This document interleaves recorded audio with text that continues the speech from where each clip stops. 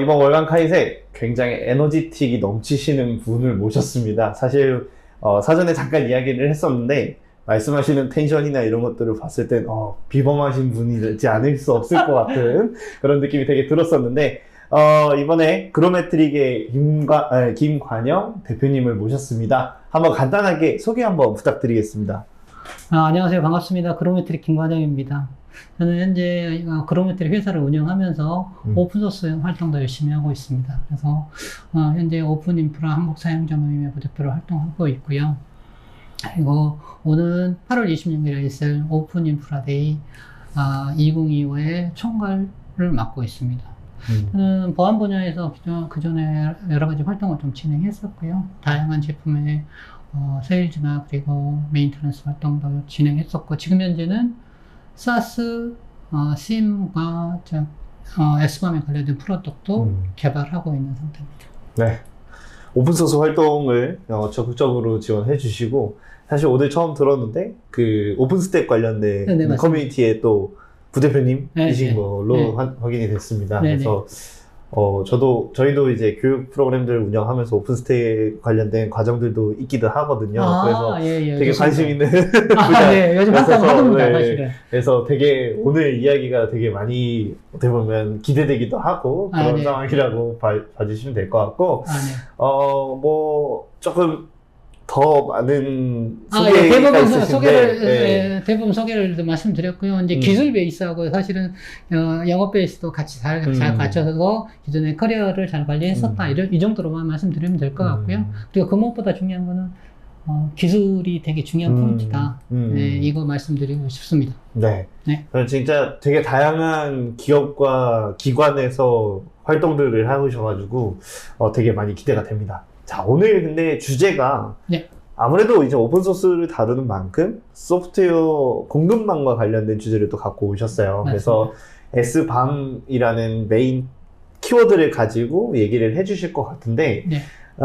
사실 S밤이라고 하고 있는 이 주제 자체가 과거에는 사실 어떨지 모르겠는데 바이든 행정부로 들어오면서 S밤이라는 게 되게 많이 알려지기 시작을 했던 것 같아요. 맞습니다. 네.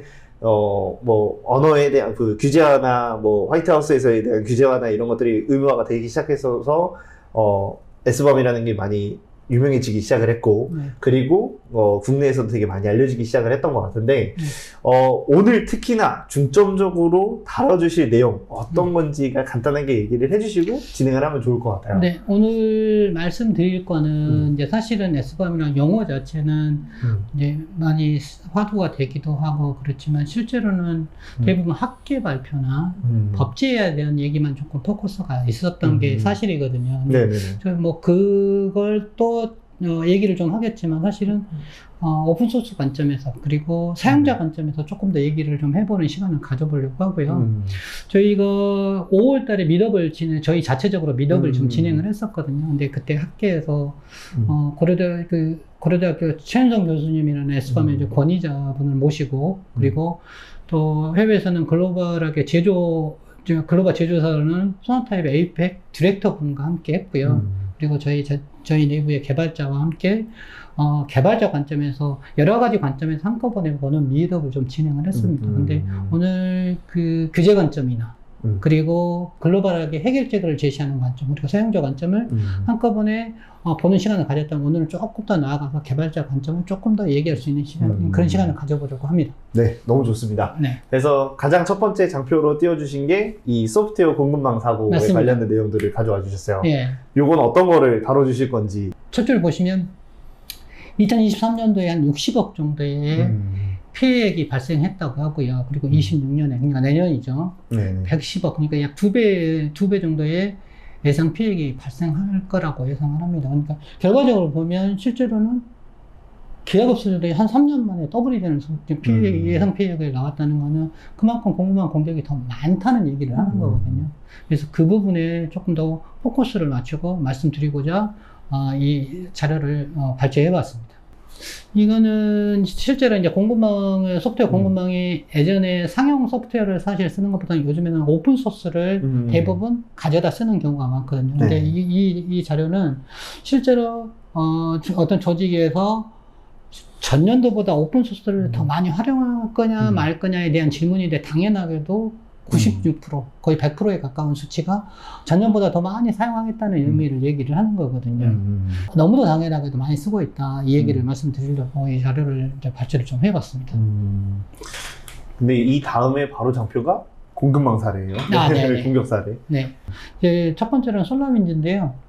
솔라윈지는 2000년도나 2010년도에 그 네트워크 모니터링이나 이런 걸 했던 분들은 솔라윈지 회사를 잘 알고 있습니다. 근데 실제로 2020년도에 네트워크 모니터링 하는 오픈소스하고 그다음에 그 소프트웨어를 만드는 회사인데요. 실제로 오리온 업데이트 서버에 썬버스트 백도어가 삽입돼서 국무부하고 그다음에 마이크로소프트 등 그러니까 솔라윈지에서 실제로 고객이 무료 고객이든 유료 고객이든 모든 고객이 다 피해를 봤다고 이렇게 이해하시면 될 것 같아요. 그래서 18,000여 개의 조직이 감염됐다. 그래서 이건 업데이트 서버가 감염됐기 때문에 그 피해는 전체라고 다 보시면 될 것 같습니다. 그래서 CI/CD 파이프라인이 대표적인 공격 표적이 될 수 있다는 걸 처음으로 알리는 중요한 사건이 되었다고 보시면 될 것 같습니다. 다음은 너무도 이제 대부분의 이 사건은 대부분의 스팸을 얘기하면 다 이걸 얘기를 하는 건데요. JNDI 룩업 기능이라서 한 줄의 코드입니다. 실제로는.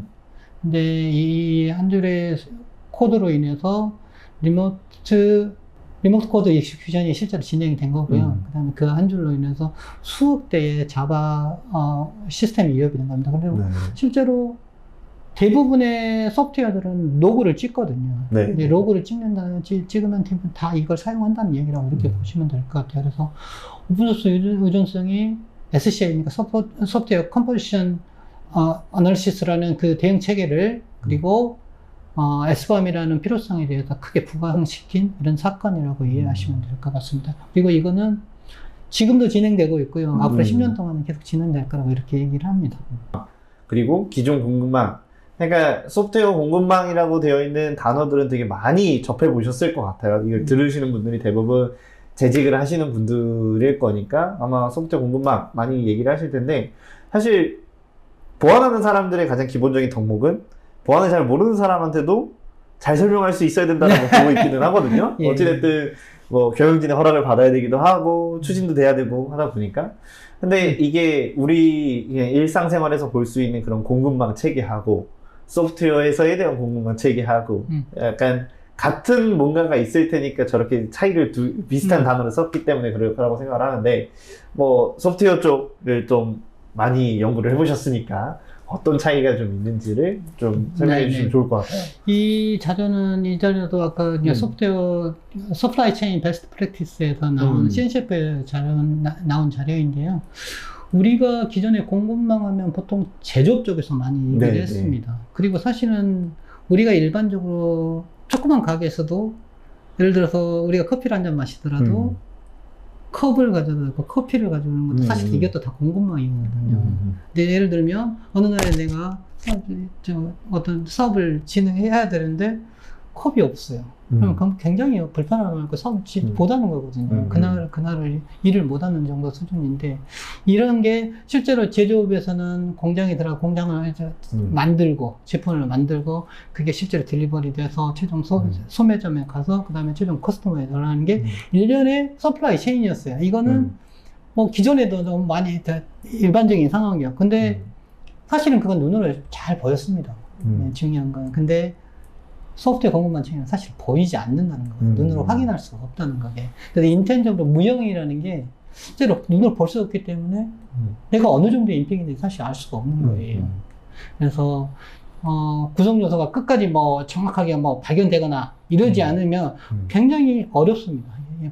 내가 인지하기가 어려운 상황이고요. 그래서 내가 이거를 사용하면 다음에 또 사용하고 또 사용하고 재사용하고 이런 거는 내 안성만큼 복잡할 수 있는 무한계층의 구조로 이렇게 나아갈 수 있다. 이런 게 실제로 기존 공급망과 소프트웨어 공급망의 차이라고 이해하시면 될 것 같습니다.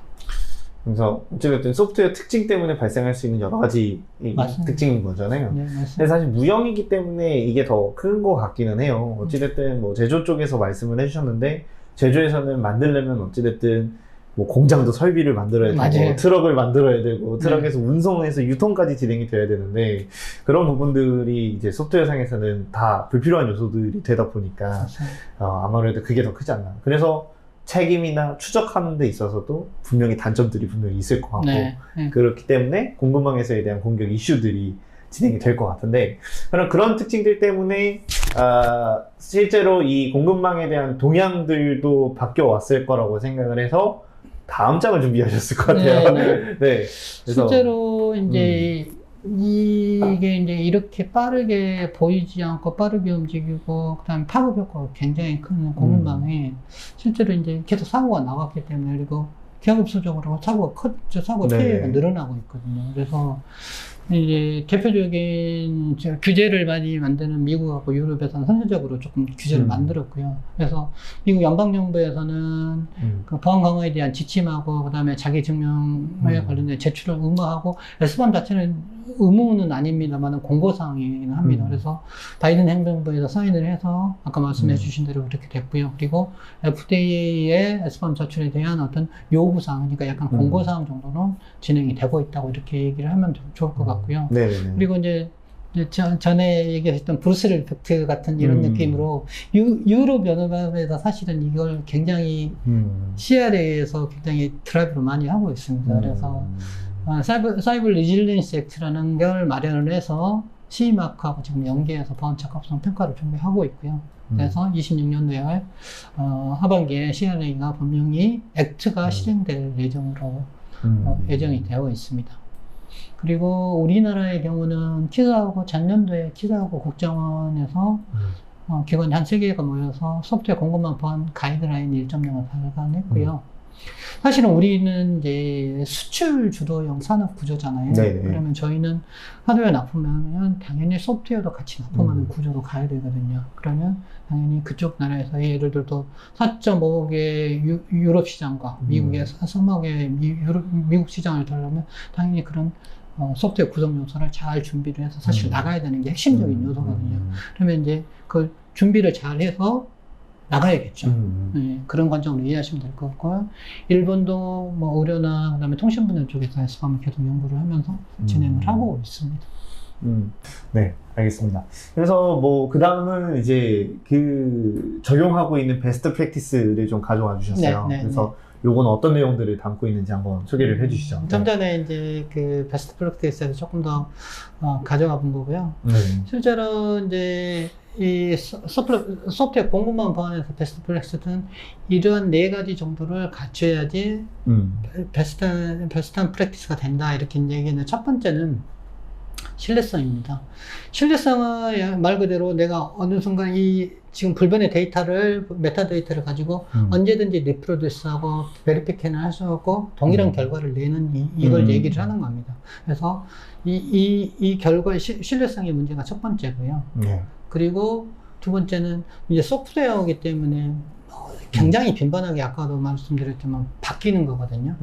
빈번하게 바뀌기 때문에 이게 자동화가 필수입니다. 그래서 CI하고 CD 과정에서 계속 지속적으로 취약점 스캔도 하고 S밤을 생성하고 그 다음에 배포를 디플로이먼트 검증을 하고 과정이 있어야 휴먼 에러를 제거할 수 있다 이런 얘기를 하는 거고요. 이게 두 번째 요소고요. 그리고 이제 아까 세 번째는 아까도 말씀드렸지만 어드민의 권한을 가지고 이제 사실 빌드하는 과정이 좀 많았는데 지금은 서버나 개발자 관점에서 권한을 최소화해서 내부 언어명을 줄이는 어떤 가능성을 최소화해서 빌드 환경을 만들어야 된다. 이게 실제로 개발자 관점에서 개발을 하는 환경에서는 이게 세 번째 어떤 베스트 프랙티스에서 따져야 될 거라고 보여지고요. 그리고 마지막으로는 뮤추얼 오센티케이션이라 사실은 이게 이제 MSA나 아키텍처나 요즘에는 소프트웨어 환경도 굉장히 많이 복잡해지고 있거든요. 안에서 보면 뭐 API 통신도 많이 하고 실제로 그런데 이 서비스 간의 통신을 MTLS, 뮤추얼 TLS로 하고 그다음에 API 토큰을 해서 인증을 잘 적용해서 피어투피어 기반의 신뢰성을 보장하는 이런 걸로 4가지 베스트 프랙티스의 요소를 CNCF에서 얘기를 한 겁니다. 네.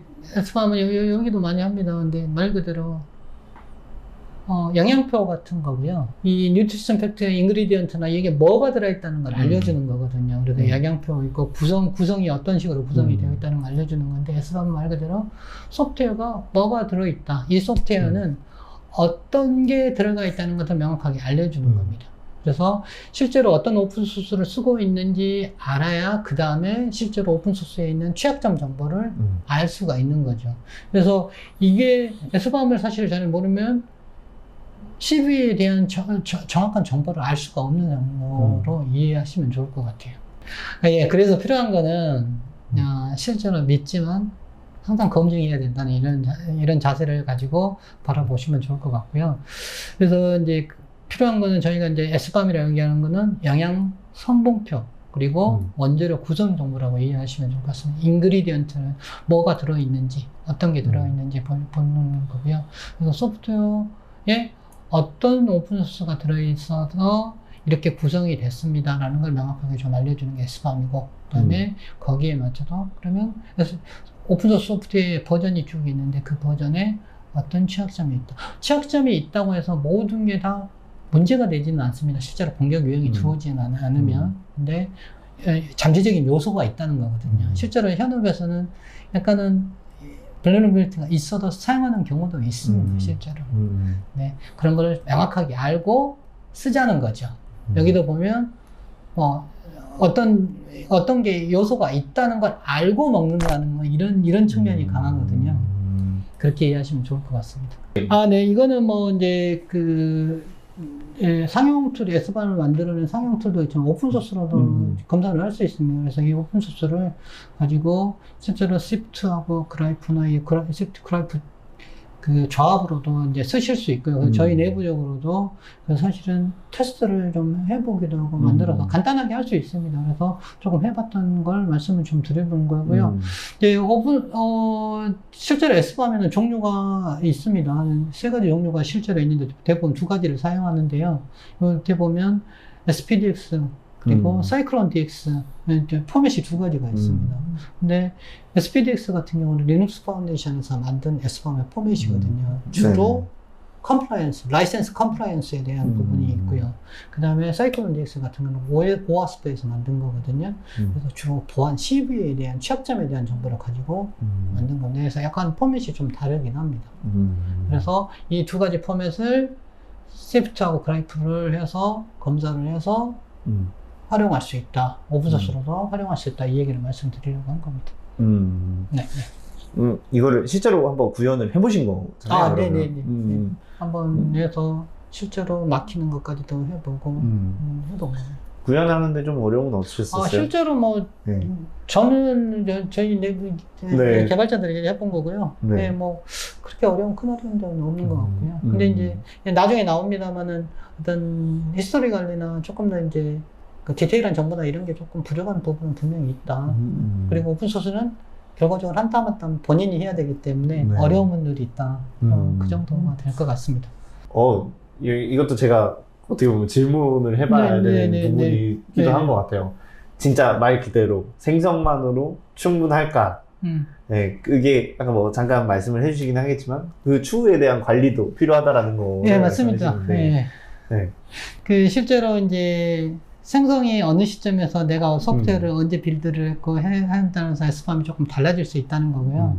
그리고 배포된 버전하고 그다음에 거기에 맞춰진 S밤 생성되면 그 S밤이 동일한 것이냐는 식별하기도 사실 좀 어려운 부분이 좀 없지 않아 있습니다. 그래서 S밤이 실제로 운영에 얼마나 도움이 될 건지.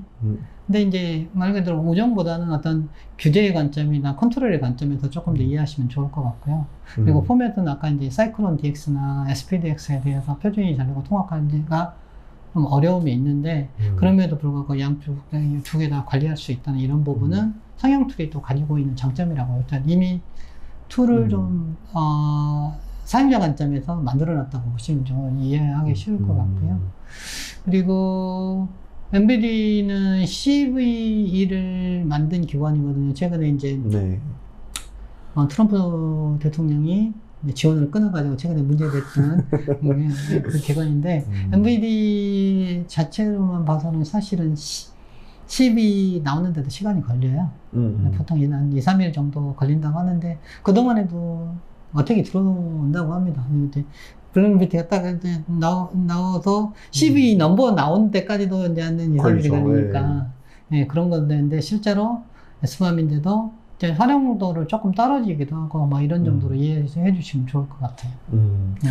그러니까 어찌 보면 현실적인 문제가 조금 계속 남아있다라는 거죠. 네. 단순히 뭐 그냥 만드는 것만으로는 현실적인 부분은 조금 있다. 그러면 약간 S봄 자체는 이상향에 가까울까요? 아니면 좀 현실적으로 반영이 충분히 될 수 있을 거라고 보시는 거예요? 실제로는, 그러니까 지금 이 목표는, S밤을 만드는 목표는 소프트웨어가 내가 사용하고 있는 소프트웨어가 오래되지 않고, vulnerability나 이런 부분이 없는, 그리고 가장 최신의 버전을 사용하고 있는 가정에 검증을 할 수 있다는 건 명확하거든요. 네네네. 근데 그걸 가지고 이제 내가 어떠한 문제가 있다는 걸 명확하게 이제 알려주는 정도라고 얘기하잖아요. 그러면 사실은 앞으로, 예를 들어서 내가 사용하고 있어요. 네네.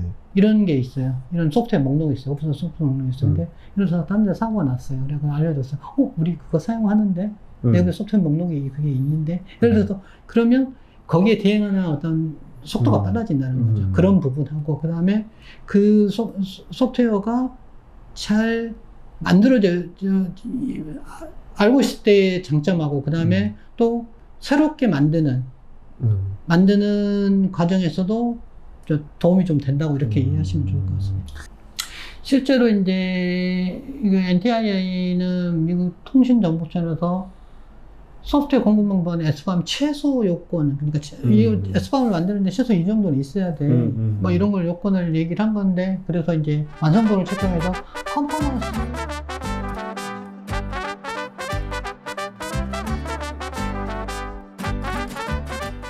이제 소나 타입이라고 얘기를 해주셨는데, 예. 네, 소나 타입. 예.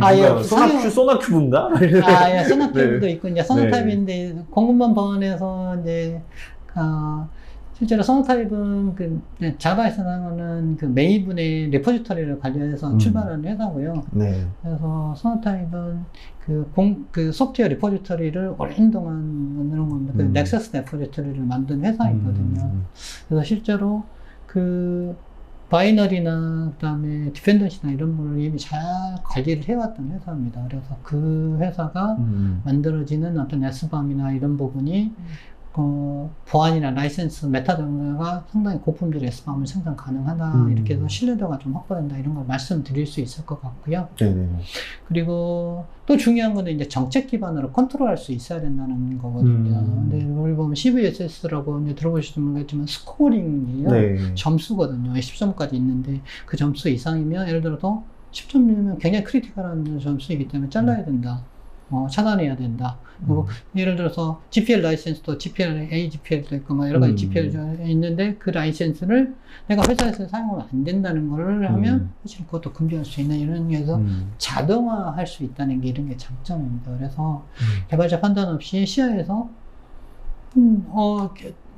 애초에 디폴트 들어가 있는 어떤 정책도 있지만 개발자도 넣어서 뎁스옵스 엔지니어가 컨트롤해서 할 수도 있고, 그리고 마지막으로는 S밤이 자산화된다는 것은 사실은 누적을 해서 이 소프트웨어가 기존에 어떤 히스토리를 갖고 왔고 계속 이력을 추적할 수 있는 거거든요. 사실은 보안은 사고가 나면 사고는 날 수 있잖아요. 그쵸. 네. 사고는 늘 날 수 있는데 결과적으로 뭐 얼마나 준비했고 그 히스토리하고 그게 핵심적인 상황이기도 하잖아요.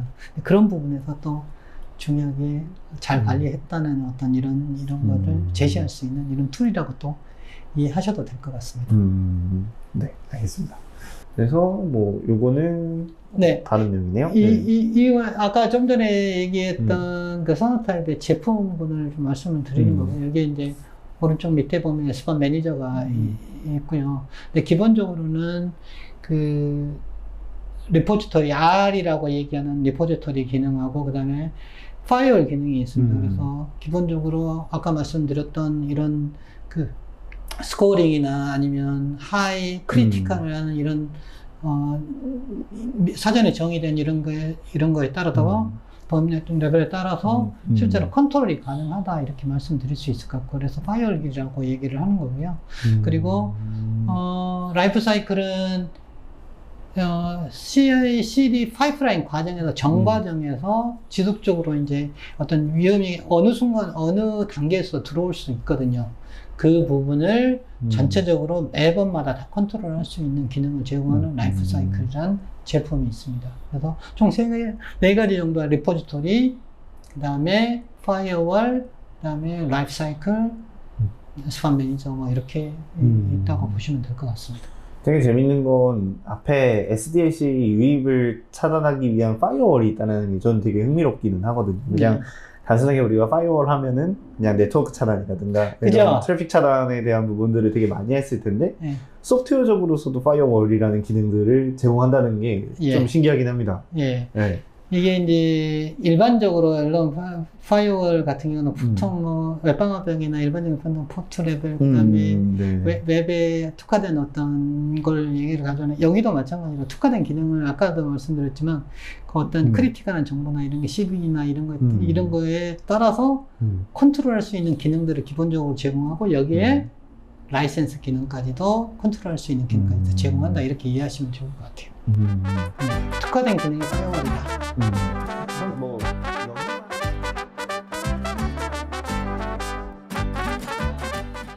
그래서 요거는 예. 이거는 저희 그 비즈니스 미션인데요. 그 그로메트릭이라는 회사는 그로스 메트릭 성장 지표 뭐 이런 뜻인데요. 고객 커스터머 센트릭하고 그다음에 성장하고 그다음에 어떤 비즈니스 임팩에 포커스가 좀 돼 있고 그다음에 기술에 좀 더 포커스해서 기술의 관점에서 항상 좀 생각을 해보고 비즈니스 관점도 중요하지만 기술이 어떻게 발전해 나가고 있는 트렌드를 잘 맞춰서 나가보자. 이게 저희 비즈니스 미션이라고 볼 수 있을 것 같습니다. 네. 준비하신 자료는 여기까지이신 것 같은데 네네네. 앞으로의 대표님의 계획이 좀 궁금하긴 합니다. 혹은 회사의 계획 어떻게 있을까요? 지금은 아까 이제 저희는 지금 내부적으로는 사스 심을 좀 만들고 있고요. 그 다음에 사스로 SBAM이나 그다음에 다양한 프로덕트를 한꺼번에 좀 서비스를 제공할 수 있는 이런 걸 목표로 하고 있거든요. 근데 결론적으로 보면 저희는 사스 프로바이더가 되는 게 목표입니다. 그래서 사스 자체로 온프렘으로 어떤 솔루션을 제공하는 이런 것보다는 사스로 해서 그리고 저희가 제공하지 못한 훌륭한 사스들이 전 세계적으로 너무도 많거든요. 그런 사스 솔루션들을 같이 딜리버리해서 고객한테 만족도를 줄 수 있는 솔루션을 제공하는 게 저희의 목표라고 보면 될 것 같습니다. 네, 알겠습니다. 오늘 진짜 S범에 관련된 내용들을 정말 S범에 대해서 좀 되게 많이 깊게 나누는 것 같아요. 그래서 쉽게 뭐 흔히 그냥 흘러가면서 S범을 해야 된다라고 이야기를 했지만 오늘 이 시간에서는 S범을 어떻게 다뤄야 되는지 그 배경적인 사실부터 어떻게 지금 활용이 되고 있는지를 좀 알아봤던 좋은 계기가 됐던 것 같습니다. 앞으로도 많은 기대하겠습니다. 네, 감사합니다. 네, 그러면 오늘 여기까지 해서 마치도록 하겠습니다. 들어주셔서 감사합니다. 감사합니다.